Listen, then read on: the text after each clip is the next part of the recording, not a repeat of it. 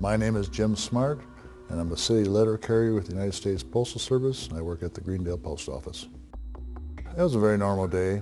The sun was shining. I was about in the second hour of my route when I came to Mrs. Borowski's house.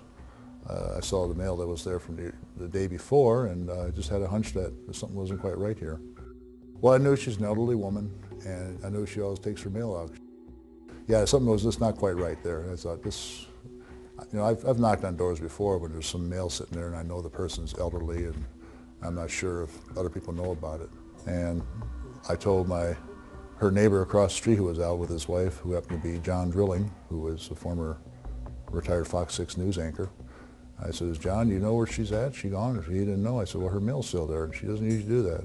And so I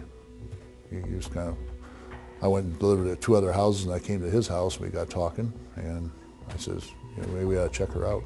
So I went on and did my route.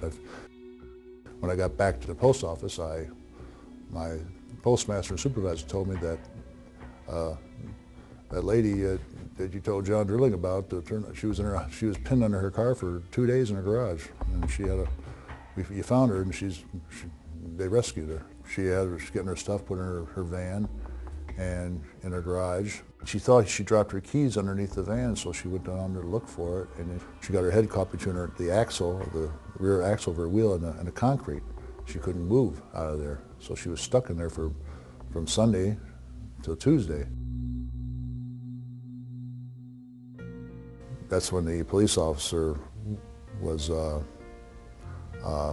heard the faint cries of help, and he broke into the house, and then the fire department came and rescued her. She had a mild heart attack, and she was dehydrating. What I did was, any carrier would have done it, so it's not anything, didn't run into a burning building or nothing like that.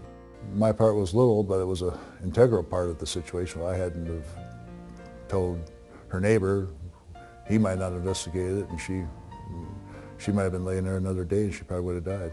It does make me feel good that I had a part in this.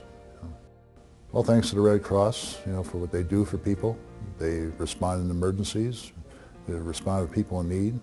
They help with people in the military. They help family members get in touch with them in case of an emergency. They're there and they represent the spirit of this country of being charitable when the chips are down for people. So thank you, Red Cross.